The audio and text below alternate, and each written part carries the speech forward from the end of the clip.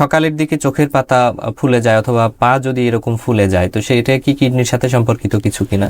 সকালের দিকে পা চোখের পাতা কিন্তু একসাথে ফুলবে না। আচ্ছা। সাধারণত কিডনি রোগে যেটা নেফ্রোটিক সিন্ড্রোম, দ্যাট ইজ কিডনির ছাঁকনি দিয়ে প্রোটিন বের হয়ে যাচ্ছে, অ্যালবুমিন।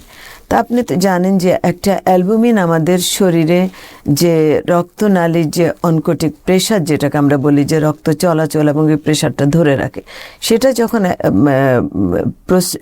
কিডনির যে ছাঁকনি দিয়ে প্রোটিনটা বের হয়ে যাওয়ার ফলে সেই প্রেশারটা থাকে না, যেটা দিয়ে আমরা কিডনির ছাঁকনির যে রক্তনালীগুলো তার ভিতরে অ্যালবুমিনটা ধরে রাখা।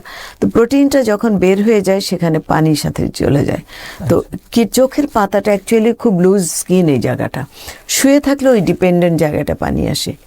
পিছনেও আসতে পারে, পিছনে কোমরের দিকে শুয়ে থাকলে, আর দাঁড়ালে তখন পায়ে পানি আসে, সেটা কিডনির জন্য। কিন্তু কিডনির নেফ্রোটিক সিন্ড্রোম একটা কারণে আসতে পারে, আর কিডনি ফেলিউর আরেকটা কারণে হবে। যেমন কিডনি যখন ড্যামেজ হয়ে যায় তখন তার ফিল্ট্রেশন রেটটা কমে যায়, কিডনির যে ছাঁকনির কাজ কমে যায়, সেগুলো ফাইব্রোসিস হয়ে যায়।